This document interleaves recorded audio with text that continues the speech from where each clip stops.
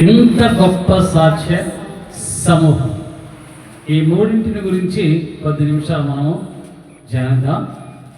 వెంకటేశ్వరి గారు మంచి సాక్ష్యం చెప్పారు. దీనస్థితిలో నుండి ఉన్నతమైనటువంటి స్థితి దేవుడు వారికి ఇప్పుడు అనుగ్రహించారు. ఇప్పుడు వారికి దీనస్థితి లేదు, దీనస్థితి లేదు. ఇప్పుడు వారు ఉన్న స్థితి ఉన్నతమైనటువంటి స్థితి. దీనస్థితిలో నుండి ఉన్నతమైనటువంటి స్థితిలోనికి నువ్వు నడిపింపబడాలి అంటే, నీ కుటుంబం ఆశీర్వదింపబడాలి అంటే, నీ విశ్వాసము నీ దేవుని దృష్టికి గొప్పదిగా ఉండాలి. గొప్ప విశ్వాసం ఎవరికైతే ఉంటుందో దేవుడు ఆ కుటుంబాన్ని బహుగా ఆశీర్వదిస్తాడు. ఈ సాయంకాల సమయంలో మంచి వాతావరణము, ఎటువంటి డిస్టర్బెన్స్ లేదు, మైకులు కూడా చక్కగా పనిచేస్తున్నాయి. దేవుని వాక్యాన్ని మనము ధ్యానిద్దాం. గొప్ప విశ్వాసము ఎవరికైతే ఉంటుందో ఆ కుటుంబాన్ని దేవుడు బహుగా ఆశీర్వదిస్తాడు. నీ విశ్వాసము గొప్పదిగా లేకపోతే, విశ్వాసములో నీవు సన్నగిల్లిపోతే దేవుని యొద్ద నుండి దీవెన మనకి రాదు. ఆ దీవెన ఆశీర్వాదము ప్రభు యొద్ద నుండి మనము పొందుకోవాలి అంటే మనకు గొప్ప విశ్వాసము ఉండాలి. ఒకసారి యేసు ప్రభు వారు తన శిష్యులతో కలిసి తూరు సీదోను ప్రాంతములకు వెళుతున్నప్పుడు ఒక కనాను స్త్రీ ఆ శిష్యుల వెంట, యేసు ప్రభు వెంట వెళుతూ,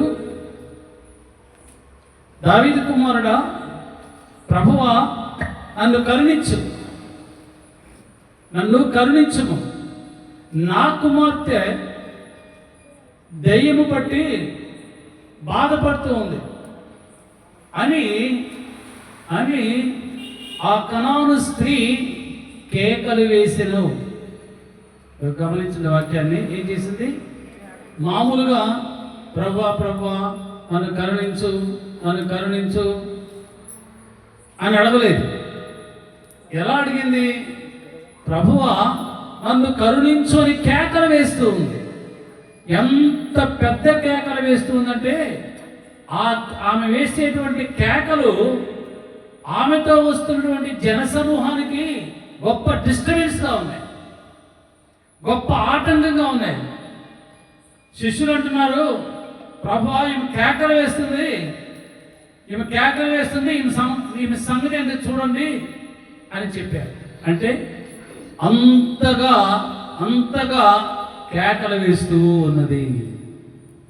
అయినా ప్రభు ఆగలేదు. దేవుని బిడ్డలారా, ప్రభు సన్నిధిలో నువ్వు ప్రార్థన చేసేటప్పుడు నీ ప్రార్థన ప్రభు ఆలకించాలి అంటే నువ్వు ఎలాగా ప్రార్థన చేయాలంటే, నీవు రొమ్ము కొట్టుకొనుచు నీ హృదయాంతరంగములో నుండి కన్నీరు కారుస్తూ ప్రభు సన్నిధిలో నువ్వు గోజాడి ప్రార్థన చేయాలి. అంటే బ్రతిమలాడుకోవాలి ప్రభుని. ప్రభువా ప్రభువా ప్రభువా ప్రభువా ప్రభువా నువ్వు ఎన్నిసార్లు వీలైతే అన్నిసార్లు ప్రభువును బ్రతిమలాడుకోవాలి. అంతేగాని ఏదో ప్రార్థన చేస్తున్నాం కదా, అడిగితే వెంటనే ఇచ్చేస్తాడులే అని అనుకోకండి. అడిగినంత మాత్రం వెంటనే ప్రభు ఇవ్వడు. నీకు విశ్వాస పరీక్ష పెడతాడు. ఆ పరీక్షలో నువ్వు నెగ్గాలి. 35 మార్కులు వస్తే ఉద్యోగాలు రావు, 35 మార్కులు వస్తే పాస్ అవుతావు. కానీ మంచి కాలేజీలో, మంచి యూనివర్సిటీలో నీకు సీటు రాదు. అప్పుడు డొనేషన్స్ కట్టాలంటే ఈ పక్షంగా పాస్టర్ గారు ఉపవాసం ప్రార్థన చేయాలి. కానీ పాస్టర్ గారి మీద, పాస్టమ్మ గారి మీద మీరు ఆధారపడకూడదు. వాళ్ళు ఎప్పుడు మీ కొరకు ప్రార్థన చేస్తూనే ఉంటారు. కానీ ప్రభు నిన్ను చూస్తున్నాడు, నీ ప్రార్థన చూస్తున్నాడు. నువ్వు ఏ విధంగా ప్రార్థన చేస్తున్నావో నిన్ను పరీక్షిస్తున్నాడు. ఆ పరీక్షలో నువ్వు నెగ్గాలి. డిస్టింక్షన్లో రావాలి నీకు మార్కులు. అప్పుడు దేవుడు నీ ప్రార్థన ఆలకిస్తాడు. ఆ స్త్రీ అంటుంది పెద్దగా కేకలు వేస్తూ, నా కుమార్తెకి దెయ్యం పట్టింది, ప్రభువును విడిపించు విడిపించు అని ప్రార్థన చేస్తుంటే శిష్యులు ఆమె కేకలు వినంటున్నారు, ప్రభా ఈమె కేకలు వేస్తుంది, చాలా ఆటంకంగా ఉంది, ఈమెను పంపించేయన. ప్రభు ఏమి కూడా మాట్లాడలేదు, ఏమీ మాట్లాడలేదు. మరలా శిష్యులు అడిగారు. ఆ స్త్రీ మరలా కేకలు వేస్తూ ప్రభుకి ప్రార్థన చేస్తూ ఉంది, విజ్ఞాపన చేస్తూ ఉంది. అప్పుడు ప్రభు అన్నాడు, అమ్మా, ఇశ్రాయేలులో నశించిన వారి యుద్ధకే, నశించిన గొర్రెల యుద్ధకే నేను వచ్చాను, కానీ మిగతా వారు ఎవరి కొరకు కూడా నేను రాలేదు అన్నాడు. మత్తయి సువార్త 15వ అధ్యాయము 21వ వచనం నుంచి 28వ వచనం వరకు ఉంటుంది. చాలామంది బైబిల్స్ తీయలేదు, చూడలేదు, అందుకే రిఫరెన్స్ చెప్పాను. మీకు తెలియాలి కదా, కనాను స్త్రీ అనగానే మత్తయి సువార్త 15వ అధ్యాయంలోకి వెళ్ళిపోవాలి మీరు. ఎప్పుడైతే యేసు ప్రభు వారు నేను నశించిపోతున్న ఇశ్రాయేలు దగ్గరికే వచ్చానన్నాడో, ఆ స్త్రీ ప్రభు యొక్క మాట విని తాను మౌనం వహించగా మరలా అడుగుతుంది. అప్పుడు ప్రభు ఏమన్నాడు? చదవండి 24వ వచనంలో. అయినను ఆమె వచ్చి ఆయనకు మొక్కి ప్రభువా నాకు సహాయము చేయమని అడిగాను. అందుకు ఆయన పిల్లల రొట్టె తీసుకుని కుక్క పిల్లలకు వేయుట యుక్తము కాదని చెప్పగా ఆమె నిజమే ప్రభువా కుక్క పిల్లలు కూడా తమ యజమానుని బల్ల మీద నుండి పడు ముక్కలను తినును గదా అని చెప్పి. అందుకు యేసు ప్రభువా నాకు సహాయం చేయమని అడిగింది. అప్పుడు ప్రభు అన్నాడు, పిల్లల రొట్టె తీసుకొని కుక్క పిల్లలకు వేయుట యుక్తము కాదు, అంటే మంచిది కాదు. కుక్క పిల్లలకు వేయట మంచిది కాదు అన్నాడు. పిల్లలంటే దేవుని పిల్లలు, ఇశ్రాయేలీలు. అందుకే ప్రభు అన్నాడు, ఇశ్రాయేలీలు నశించిన వారి కొరకే అన్నాడు, మిగతా అన్యుల కొరకు నేను రాలేదు అన్నాడు ప్రభు. అయితే ఆ సహోదరు అంటుంది, ఇంకా ప్రభుని విడిచిపెట్టకుండా ప్రభుని వెంబడిస్తూ, ప్రభు నాకు సహాయం చేయంటే ప్రభు అంటున్నాడు, పిల్లలకు అంటే తన పిల్లలకు ఇవ్వవలసినటువంటి రొట్టెని కుక్క పిల్లలకు ఇచ్చుట యుక్తము కాదు అన్నాడు. అయితే ఆమె ఏమున్నది? కుక్క పిల్లలు కూడా తమ యజమానుని బల్ల మీద నుండి కింద పడు ముక్కలను ఏరుకొని తింటది కదా అన్నది ఆ స్త్రీ. అప్పుడు యేసు ప్రభు అంటున్నాడు, అమ్మా నీ విశ్వాసము గొప్పది, నీవు అనుకున్నట్లే నీ కోరిక చొప్పున నీకు అగునుగాక, నీ విశ్వాసము గొప్పది. ఎందుకు ప్రభు ఆమె విశ్వాసము గొప్పది అన్నాడు? ఆమె నిరుత్సాహపడి వెళ్ళిపోలేదు. ఆమె ఎందుకు వచ్చిందంటే ప్రభు దగ్గరికి, ఏ విధము చేతనైనను ప్రభు కాళ్ళ మీద పడైనా సరే, లేదా ప్రభు వచ్చి పో నేను నీకు సహాయం చేయను అని అన్నా, యేసు ప్రభు వారి శిష్యులు అమ్మా ప్రభువు నీకు సహాయం చేయని వెళ్ళిపోని నెట్టివేసినా ఆమె వెళ్ళడానికి ఇష్టపడలేదు. ప్రభుతోనే ప్రభు దగ్గరే గోజాడి ప్రాధేయపడి తను తగ్గించుకొని కుక్క పిల్ల కంటే హీనమైన దానిగా తగ్గించుకొని అడిగింది ప్రభు. అంటే మనం ప్రార్థన చేసేటప్పుడు ప్రభు సన్నిధిలో మనం హెచ్చించుకొని చేయకూడదు. ప్రభువా నేను ఉపవాసం ఉంటున్నాను, నేను దశభాగాలు ఇస్తున్నాను, నేను మందిరానికి వస్తున్నాను, ఇవన్నీ ప్రభుకి అక్కర్లేదు. ప్రభుకి ఏం కావాలి అంటే ప్రభు సన్నిధిలో ఆయన పాదములు పట్టుకొని ఆయన పాదముల చెంత కన్నీటితో నీవు ప్రార్థన చేస్తే ఆ ప్రార్థన ప్రభు ఆలకిస్తాను. మరి ఏం చేసింది యేసు ప్రభు వారి దగ్గరికి వెళ్ళి ఆయన పాదముల దగ్గర కూర్చొని ఆమె కన్నీటితో ప్రభు పాదములు కడిగి అప్పుడు అడుగుతుంది, ప్రభువా నీవెక్కడ ఉన్న నేలా నా సహోదరుడైనటువంటి లాజరు చనిపోయేవాడు కాదు. ఒక కోరిక నువ్వు ప్రభువుని అడిగేటప్పుడు, ఒక దీవెన ఆశీర్వాదము ప్రభు ఎదురుని నువ్వు పొందుకోవాలనుకున్నప్పుడు నీవు తగ్గించుకోవాలి. ఎంతవరకు తగ్గించుకోవాలి అంటే నీవు యేసు ప్రభు యొక్క పాదముల మీద నీ కన్నీరు కార్చేంత వరకు కూడా తగ్గించుకోవాలి. ఆయన సన్నిధిలో సాష్టాంగపడాలి. ఇక నీవు తప్ప నాకు దిక్కెవరు లేరు, నీవే మాకు దిక్కు. యెహోషువపాతు ఎలాగా ప్రార్థన చేశాడు? లెక్కకు మించినటువంటి విస్తారమైనటువంటి సైన్యము యెహోషువపాతు మీద యుద్ధానికి వచ్చినప్పుడు యెహోషువపాతు యెరూషలేములో ఉన్న ప్రజలందరినీ దేవుని మందిరమునకు పిలిపించి ఆ మందిరములో రాజైన యెహోషువపాతు ప్రార్థన చేస్తున్నాడు. ఇంత విస్తారమైనటువంటి సైన్యముతో పోరాడి మేము గెలుచుట అసాధ్యము, దేవా యెహోవా నీవే మాకు దిక్కు అని ప్రార్థన చేశాడు. అప్పుడు దేవుడు తన దాసుని పక్షముగా గొప్ప కార్యము చేశాడు. దేవుడే యుద్ధం చేశాడు మన పక్షముగా. అపవాది మన దగ్గరకు రాకుండా, మన కుటుంబం దగ్గరకు రాకుండా, మన కుటుంబంలో ఉన్న వారి దగ్గరకు రాకుండా కాపాడబడాలంటే దేవుడు మాత్రమే తన యొక్క దూతలను మన కాపుదలుగా ఉంచుతాడు. ఎప్పుడంటే ప్రభు సన్నిధిలో, ప్రభువా నేను నిస్సహాయుడిని, నీవు మాత్రమే నాకు రక్షణ దయచేయి, నీవు మాత్రమే నన్ను కాపాడు, నీవు తప్ప వేరొక దేవుడు మహాకాశమునందును పాతాళముందును భూమి మీదను లేడు ప్రభువా అని నువ్వు ప్రార్థన చేస్తే దేవుడు నీ ప్రార్థన ఆలకించున్నాడు. బలా మంచి కుమారుడా, నీ విశ్వాసము గొప్పది, నువ్వేం కోరుకుంటున్నావో అది నీకు దయచేయబడుతుంది. మనం అనేక విషయాలు అడుగుతాం, కానీ ఒక్క కోరిక కూడా మనకి తీరదు. అయ్యగారు ఎన్నో రోజుల నుంచి ప్రార్థన చేస్తున్నాం అయ్యగారు, కానీ మా కోరిక తీరటం లేదు అంట. కోరిక తీరాలి అంటే గొప్ప విశ్వాసముతో నీ కోరిక తీరే వరకు నువ్వు విశ్వాసం కలిగి ప్రార్థన చేయాలి. నువ్వు ఇవాళ ప్రార్థన చేశాను, అయ్యగారు చెప్పారు నీవే దిక్కు అని ప్రార్థన చేయమన్నారు.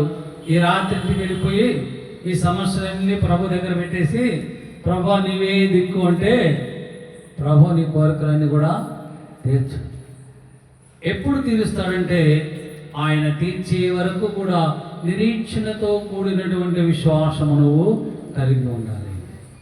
దేవుడు నోవాహుతో అంటున్నాడు, నోవాహు లోకములోని ప్రజలందరూ చనిపోయారు, వాళ్ళందరినీ నేను నాశనం చేస్తాను, నీవు నీ కుటుంబం నా దృష్టిలో యథార్థవంతులుగా ఉన్నారు, మీ కొరకు ఒక ఓడను సిద్ధపరచుకోండి. అది సిద్ధపరచబడిన తరువాత 40 దినములు 40 రాత్రులు మహా వర్షం కురుస్తుంది, ఆ జలప్రవాహములు అందరూ సకల జీవి కూడా చనిపోతుంది అని చెప్పాడు. నోవాహు ఆ మాట నమ్మాను. ఎంతగా నమ్మాడంటే గొప్ప విశ్వాసం ఎలా చెప్పగలుగుతావు? ఆ ఓడను తయారు చేయడానికి, ఆకాశము తెరవబడడానికి 40 పగళ్ళు 40 రాత్రులు వర్షము కురవడానికి 120 సంవత్సరాలు పట్టింది. ఎన్ని సంవత్సరాలు? 120 సంవత్సరాలు నోవహు దేవుడు చెప్పినటువంటి మాట నెరవేర్పు కొరకై నిరీక్షణతో గొప్ప విశ్వాసంతో ఎదురు చూశాం. మనము కూడా అటువంటి గొప్ప విశ్వాసం మనకి కావాలి. దేవుడు అబ్రహాముతో అంటున్నాడు, అబ్రహామా నీ సంతానములు ఆకాశమందున నక్షత్రంలోనే భూమి మీద ఉన్న ఇసుక రేణులోనే విస్తరింప చేస్తాను అన్నాడు. ఎప్పుడు చేశాడు? అబ్రహాముకి 75 సంవత్సరముల వయసు ఉన్నప్పుడు దేవుడు అబ్రహాముతో వాగ్దానము చేస్తే 99 సంవత్సరముల వయసు వచ్చినప్పుడు ఇస్సాకుని అనుగ్రహించాడు. అప్పటి వరకు కూడా అబ్రహాము నిరీక్షణతో విశ్వాసముతో ఎదురు చూస్తూనే ఉన్నాడు. గొప్ప విశ్వాసం అంటే ఆదికాండం 22వ అధ్యాయం 1వ వచనంలో రాయబడుతుంది. దేవుడైనటువంటి యెహోవా అబ్రహాము అని పిలిచిన వెంటనే అబ్రహాము అన్నాడు, చిత్తము ప్రభువా. ఏమి అడుగుతాడో దేవుడు, నేనేమి నెరవేర్చాలో అని అబ్రహాము ఆలోచించలేదు. వెంటనే అబ్రహామా అని పిలిచిన వెంటనే చిత్తము ప్రభువా అన్నాడు. అప్పుడు దేవుడు అన్నాడు, అబ్రహామా, నీవు ప్రేమిస్తున్న ఒక్కడైనటువంటి నీ కుమారుడైనటువంటి ఇస్సాకుని మోరియా దేశములో నేను చూపించు పర్వతం మీద నాకు బలిగా అర్పించమన్నాడు. మరి ఏమి అబ్రహాము మాట్లాడలేదు. ఇస్సాకును తీసుకుని ఆ మోరియా పర్వతం దగ్గరికి వెళ్ళి ఎప్పుడైతే బలిపీఠం మీద పండబెట్టాడో కత్తి పైకెత్తిన వెంటనే ఆకాశం నుండి దేవుని దూత మాట్లాడుతాం. అది గొప్ప విశ్వాసం అంటే. ప్రభువు నీతో మాట్లాడి, నా కుమారి, నా కుమారుడా, నీవు నాకు నా పక్షముగా ఈ కార్యము చేయి అన్నప్పుడు అది నష్టమైనా, అది కష్టమైనా, అది బాధైనా, అది ఎంతటి విలువైనదైనా అది దేవునికి నువ్వు ఇవ్వాలి. నువ్వు సంశయించకూడదు. నువ్వు సంశయించావో దేవుని ఎదురైన ఆశీర్వాదం నీకు రాదు. అంత గొప్ప విశ్వాసం మనకు కావాలి. షద్రకు మేషకు అబేద్నెగోలుని అగ్నిగుండములో వేస్తారన్నప్పుడు వాళ్ళు ఏమాత్రము సరుక్కోలేదు, కొనుక్కోలేదు, సంశయము లేదు, అనుమానము లేదు.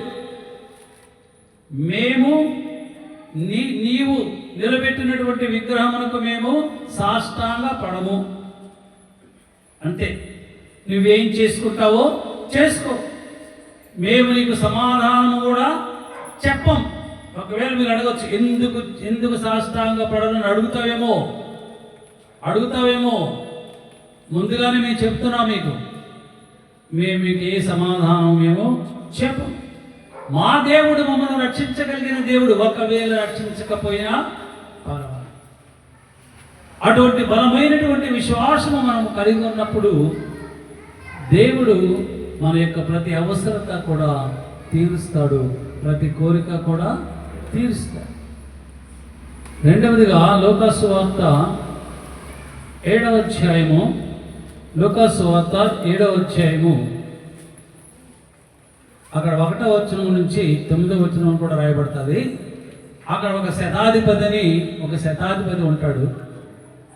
అతని దాసునికి అనారోగ్యము కలుగుతుంది.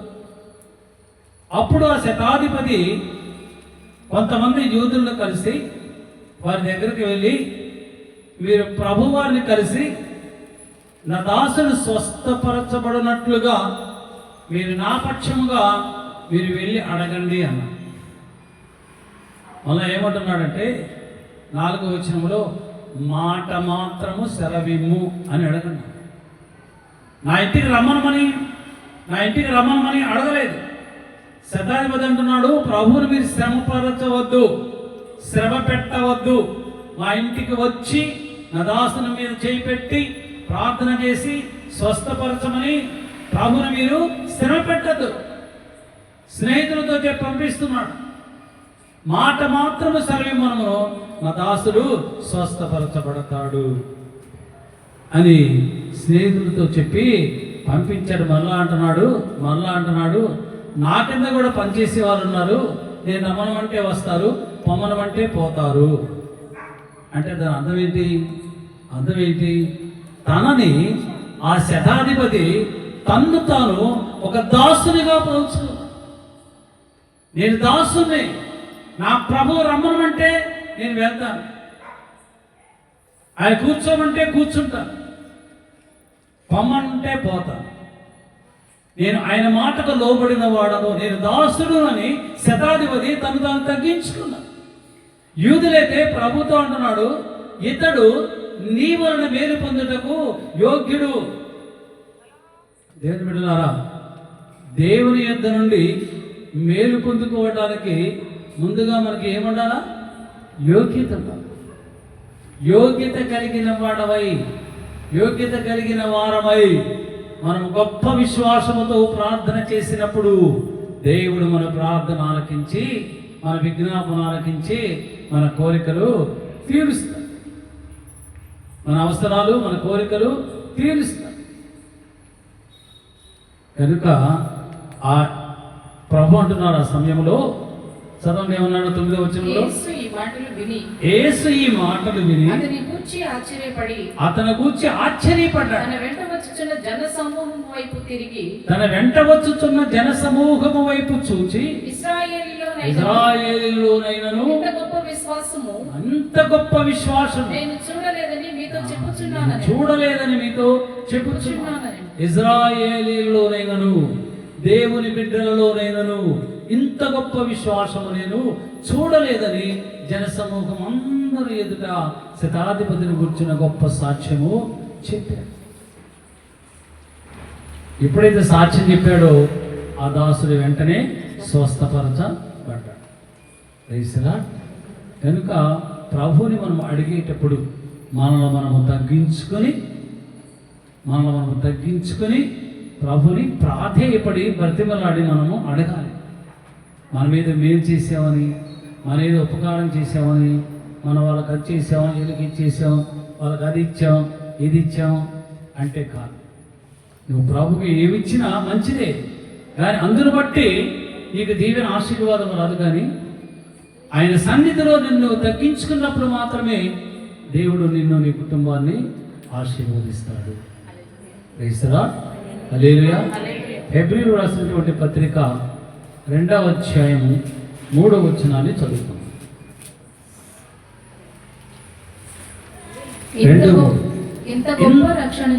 ఇంత గొప్ప రక్షణను మనము నిర్లక్ష్యము చేసిన యెడల ఎలాగు తప్పించుకుందుము? అట్టి రక్షణ చాలు.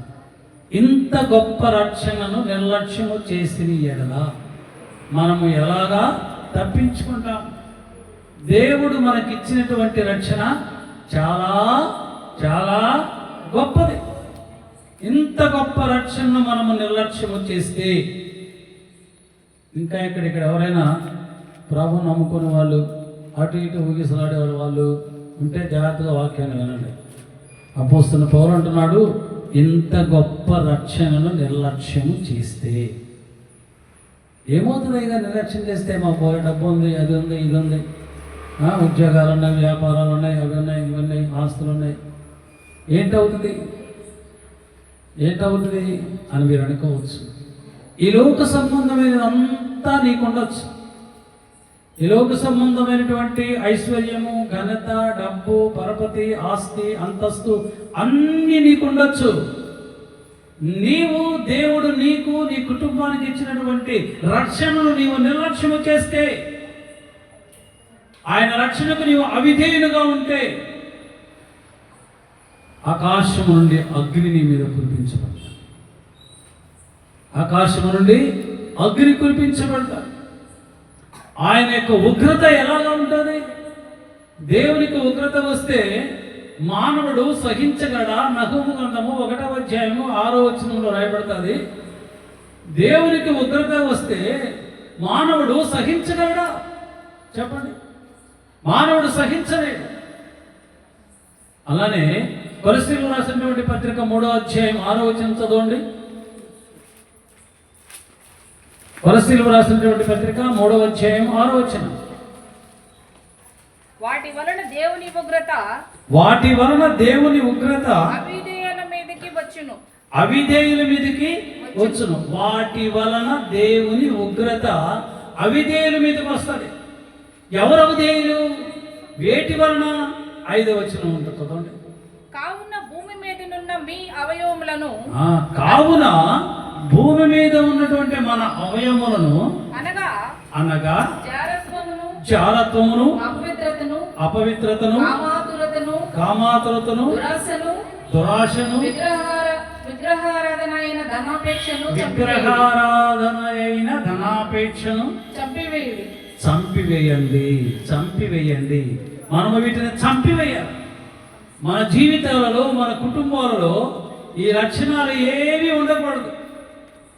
విగ్రహారాధనను చంపివేయాలి, జారత్వాన్ని చంపివేయాలి, అసూయని చంపివేయాలి, వీటన్నిటిని చంపివేయాలి. చంపివేయకపోతే నీవు దేవుని మాటకు రక్షణను నువ్వు నిర్లక్ష్యము చేస్తే, ఇర్మీయా గ్రంథం 4వ అధ్యాయము 4వ వచనం చదవండి. నా ఉగ్రత అగ్ని వలె కాల్చకుండునట్లు యెహోవాకు లోబడి ఉండండి. నా ఉగ్రత అగ్ని వలె కాల్చబడకుండానట్లు నీవు దేవుడిచ్చినటువంటి రక్షణను నీవు నిర్లక్ష్యము చేస్తే, అవిధేయునిగా ఉంటే, అవిధేయత చూపిస్తే, దేవుని యొద్ద నుండి అగ్ని వచ్చి మనల్ని ఏం చేస్తుంది? కాల్చివేస్తుంది. ఈ అగ్ని నుండి రక్షణ పొందుకోవడానికి దేవుడు మనల్ని ఏ అగ్ని నుండి రక్షణ చేస్తాడు? ఈ అగ్ని నుండి మనకు దేవుడు రక్షణ కల్పిస్తాడు. ఆ రక్షణను మనము నిర్లక్ష్యము చేయకూడదు. దేవుని ఉగ్రత నుండి కాపాడేటువంటి రక్షణ దేవుడు మనకిచ్చినటువంటి రక్షణ. దేవుడు మనకిచ్చినటువంటి రక్షణ మామూలు రక్షణే కాదు. మనం అనుకోవచ్చు, అందరూ రక్షణ పొందారు, నేను రక్షణ పొందాను, దీనివల్ల ఏంటి ప్రయోజనం అని. దేవుడు రక్షణ మనకి ఎందుకు ఇచ్చాడు అంటే, తన ఉగ్రతలో నుండి మనల్ని కాపాడటానికి. ఉగ్రత దినమందు ఆస్తులు అక్కరకు రావు, నీ కీర్తి నీ ప్రతిష్టలు అక్కరకు రావు, నీ స్థలాలు పొలాలు బిల్డింగ్ అక్కరకు రావు. కానీ దేవుడు నీకు ఇచ్చినటువంటి నీ రక్షణ నిన్ను నీ కుటుంబాన్ని కాపాడు. దేవుడు నీకు ఇచ్చినటువంటి రక్షణ కాపాడు. కనుక దేవుని బిడ్డలారా, ఇంత గొప్ప రక్షణను మనము నిర్లక్ష్యము చేయకూడదు. నీతిని, విశ్వాసమును, ప్రేమను, సమాధానమును సంపాదించుకున్నట్టుకు మీరు ప్రయాసపడండి, వెంటపడాలి. అవి సంపాదించుకోవడానికి నిర్లక్ష్యం మనము చేయకూడదు. ఫిబ్రవరి రాసినటువంటి పత్రిక 12వ అధ్యాయం 1వ వచనాన్ని చదువుకుందాం. ఇంత గొప్ప సాక్షి సమూహము మేఘము వలె మనలను ఆవరించి ఉన్నందున మనము కూడా ప్రతి భారమును సులువుగా చిక్కులు పెట్టు పాపమును విడిచిపెట్టి విశ్వాసమునకు కర్తయు దానిని కొనసాగించువాడునైనా యేసు వైపు చూచుచు మన ఎదుట ఉంచబడిన పందెములో ఓపికతో పరిగెత్తుదము. హల్లెలూయా, హల్లెలూయా. యేసు ప్రభుని ఎందుకు నమ్ముకోవాలి? యేసు ప్రభు రక్షణ ఎందుకు పొందుకోవాలి? ఎలాగా పొందుకోవాలి? మనకేం కావాలి? రుజువులు కావాలా? ఏం రుజువులు కావాలి? ఇప్పుడు తర్వాత నమ్ముకుంటాం, తర్వాత రక్షణ పొందుకుంటాం, ఇంకా టైం ఉంది అంటే ఒక అన్నాడట, రాత్రి 12 గంటల వరకు టైం ఉంది కదండి, ఈ 12 గంటల లోపే నేను రక్షణ పొందుకుంటాను అన్నాడు. 11:30 అయిందండి. ఆ పాస్టర్ గారు అన్నట, అయ్యగారు రక్షణ పొందండి. పాస్టర్ గారు ఇంకా అర్ధగంట టైం ఉంది కదా అన్నాడు. అంటానే ఉన్నాడు, గుండెపోటు వచ్చింది, అప్పుడే చచ్చిపోయాడు. ఆ క్షణంలోనే పోయాడు. మరి ఏది రక్షణ, ఏది సాల్వేషన్? ఏది? ఎక్కడికి వెళ్తున్నావు నువ్వు? నువ్వు చనిపోతే ఎక్కడికి వెళ్తావు? ప్రభు దగ్గరికి వెళ్తావా? నరకానికి వెళ్తావా? ఎక్కడికి వెళ్తావు? ప్రభు దగ్గరికి వెళ్ళాలంటే, ప్రభు రాజ్యానికి వెళ్ళాలంటే, ప్రభు సన్నిధికి వెళ్ళాలంటే నువ్వు రక్షణ పొందుకోవాలి. ఇంత సాక్షి సమూహము. మన ఇంట్లో అందరూ ప్రభు నమ్ముకున్నారు. నువ్వు అక్కడ ఎందుకు నమ్ముకోవట్లేదు? వీళ్ళందరూ సాక్ష్యం ఉన్నారుగా, ఇంట్లో అందరూ సాక్ష్యం ఉన్నారుగా, అందరూ ప్రభుని గురించి ప్రార్థన చేసుకుంటున్నారుగా, దేవుడు అందరూ ఆశీర్వదిస్తున్నాడుగా. మరి నీకేంటైంది? ఇంత గొప్ప సాక్షి సమూహము, ఇంతమంది ఉన్నామే ఇక్కడ, ఇంతమంది ప్రభు నమ్ముకున్నారే, ఇంతమంది ప్రభు సన్నిధిలో ప్రార్థన చేస్తున్నారే, ఇంతమంది సాక్ష్యాన్ని చూస్తున్నావా? మన కళ్ళతో చూస్తున్నాం. ఇంకా ఎందుకు నీకు అవిశ్వాసం? ఇంకా ఎందుకు ఎదురు చూస్తున్నావు?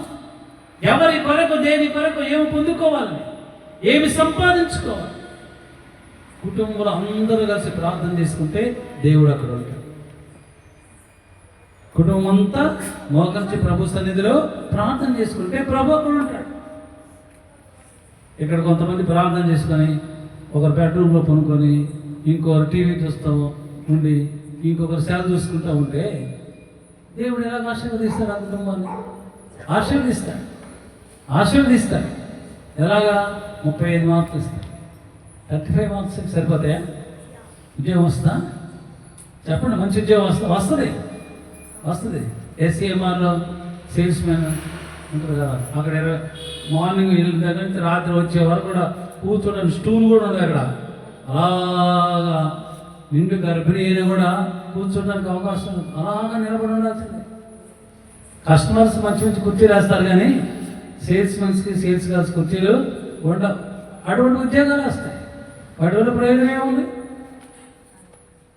మంచి జాబ్స్ రావాలంటే, మంచి మార్క్స్ కావాలంటే, మంచి ఉద్యోగాలు రావాలంటే కుటుంబంలో వాళ్ళందరూ మన వ్యాపారాలు అభివృద్ధి చెందాలన్నా, మన బిడ్డలు చక్కగా చదువుకోవాలన్నా, మంచి ఉద్యోగాలు రావాలన్నా, అనేక మంది మాదిరికరంగా ఉండాలన్నా కుటుంబం అంతా ప్రభు సన్నిధిలో మోకరించి ప్రార్థన చేయాలి.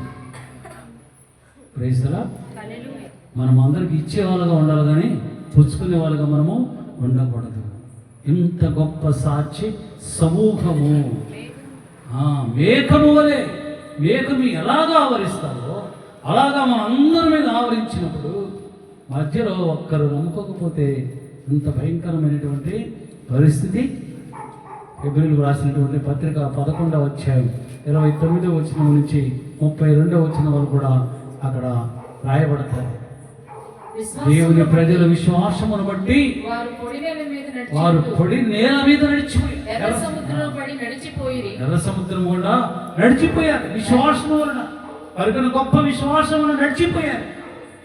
అలాగని ఇక్కడ రాయబడుతుంది, యెహోషువ ఎరికో పట్టణము చుట్టూ 7 సార్లు తిరిగిన వెంటనే ఎరికో గోడలు కూలిపోయాయి.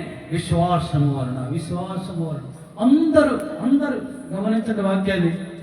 అందరూ ఇశ్రాయేలు అందరూ తిరిగారు. దేవుడు చెప్పాడు, ఆ పట్టణంలో శపించబడిన పట్టణము, అందులో దేనిని మీరు ఆశించవద్దు అని. ఒక్కడే ఆశించాడు. ఏందో తెలుసు కదా, ఒక్కడే కొన్ని లక్షల మంది ఉన్నారు అక్కడ. వాళ్ళు ఎవరు ఆశించలేదు, ఒక్కడే ఆశించాడు. ఆ ఒక్కడిని బట్టి దేవుడు ఏమి ఇచ్చాడు? యెహోషువకి అపజయం కలిగింది. బాగా గమనించండి. నేను ఒక్కనే కదా, మా ఇంట్లో అందరు నమ్ముకున్నారు కదా అంటే కుదరదు. నీ ఒక్కడిని బట్టి, నిన్ను బట్టి నీ కుటుంబానికి రావాల్సినటువంటి ఆశీర్వాదములు ఆగిపోతాయి. అక్కడ ప్రభు తాళం వేసేస్తాడు. మళ్ళా తాళం తీయడానికి నరుల వల్ల, ఏ మానవుడి వల్ల కాదు, ప్రభువే వచ్చి ఆయనే తాళం తీయాలి. ఇంత గొప్ప సాక్షి సమూహం. యెహోషువే కాదు, రాయబడింది రాహాబుని వేశ్య, ఒక ప్రాస్టిట్యూట్, ఆవిడ వేశ్య. ఆవిడ దేవుని దూతలను, దేవుని యొక్క బిడ్డలను తన దగ్గర చేర్చుకొని, అంటే మంచి కార్యము, దేవుని బిడ్డల పక్షముగా చేసినటువంటి కార్యమును బట్టి దేవుడు ఆమెను రక్షించాడు. మరణము నుంచి జీవములోనికి రక్షించాడు. అంత మాత్రమే కాదు, కానీ గొప్ప అనుభవాన్ని బైబిల్ ఉన్నంత కాలం, ఈ ప్రపంచం ఉన్నంత కాలం ఆమె పేరుని చదువుకోవాల్సిందే, జ్ఞాపకం తీసుకోవాల్సిందే. అంత గొప్ప ధన్యత రాహాబుకు దేవుడు ఇచ్చాడు. ఇంకా రాయబడుతుంది అక్కడ, బారాకు, దానియేలు, దావీదు, యోఫ్తా, గిద్యోను, చాలా మంది ఉన్నారు ఇంకా పరిశుద్ధ గ్రంథంలో. వారందరూ కూడా వారి విశ్వాసములను బట్టి దేవుడు వారందరినీ కూడా అత్యున్నతమైనటువంటి స్థానాన్ని వారికి అనుగ్రహించాడు. కనుక మన విశ్వాసము గొప్పదిగా ఉండాలి. మన దేవుడు మనకి ఇచ్చిన రక్షణ, మనము గొప్ప రక్షణ మనము నిర్లక్ష్యం చేయాలి. గొప్ప సాక్ష్య సమూహము మన ఎదుట ఉంది కనుక ఇంకా రక్షణ పొందుకోవడానికి, దేవుని అంగీకరించడానికి ఇంకా ఏ ఆలస్యము కూడా ఉండకూడదు. ఇప్పుడే, ఈ క్షణమందే, ఇదే రక్షణ సమయము, రక్షణ దినము. హల్లెలూయా. కనుక పరిశుద్ధాత్మ దేవుడు మనతో మాట్లాడినటువంటి ఈ మాటలన్నీ మన హృదయంలో భద్రపరుచుకొని వాక్య ప్రకారం మనము జీవిద్దాం. దేవుడు మన కొరకే దాచిన ఎన్నో మేలులు ఆశీర్వాదములు సమృద్ధిగా మనము పొందుకుందాం. ఈ వాక్యం ద్వారా ప్రభు మనందరినీ ఆశీర్వదించును గాక. Amen. Amen. Praise the lord.